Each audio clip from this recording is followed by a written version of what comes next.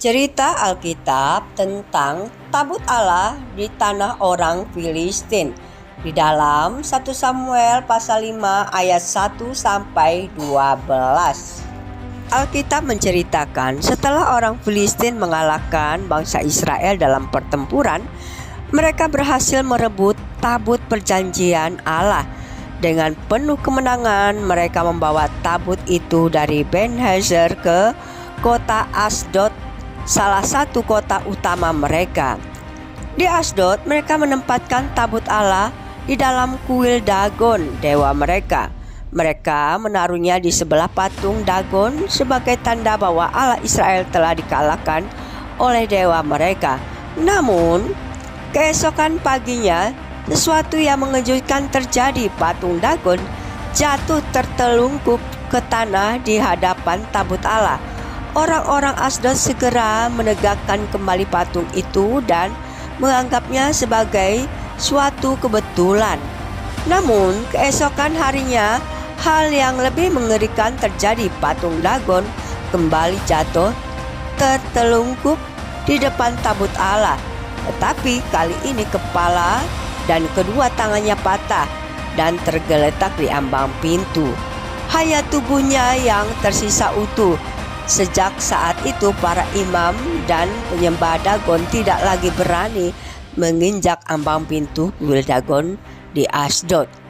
Bukan hanya itu, tangan Tuhan menghantam orang Asdod dan wilayahnya dengan tulah yang mengerikan. Mereka terkena bisul yang menyakitkan dan kota mereka dilanda kekacauan. Mereka segera menyadari bahwa ini bukan kebetulan. Allah Israel sedang menghukum mereka.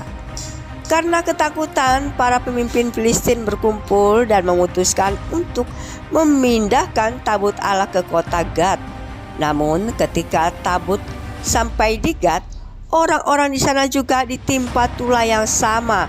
Mereka menderita bisul yang menyakitkan dan kota mereka dilanda ketakutan besar. Akhirnya orang-orang Gad mengirim tabut ke kota Ekron. Tetapi penduduk Ekron segera menolak. Mereka berteriak, "Mereka membawa tabut Allah Israel ke sini untuk membunuh kita semua." Mereka berkumpul dan memohon kepada pemimpin mereka untuk mengembalikan tabut itu ke Israel. Seluruh negeri Filistin kematian dan penderitaan menyebar. Teriakan kesakitan dan ratapan terdengar di mana-mana. Mereka tidak tahan lagi dengan hukuman dari Allah Israel. Setelah 7 bulan penuh penderitaan, orang Filistin akhirnya menyadari bahwa mereka tidak bisa melawan Allah Israel yang hidup dan berkuasa. Mereka pun berunding untuk mengembalikan tabut Allah ke Israel dengan harapan bahwa hukuman itu akan berakhir. Melalui cerita tentang tabut Allah di tanah orang Filistin menunjukkan bahwa Allah Israel berkuasa atas segala bangsa dan dewa.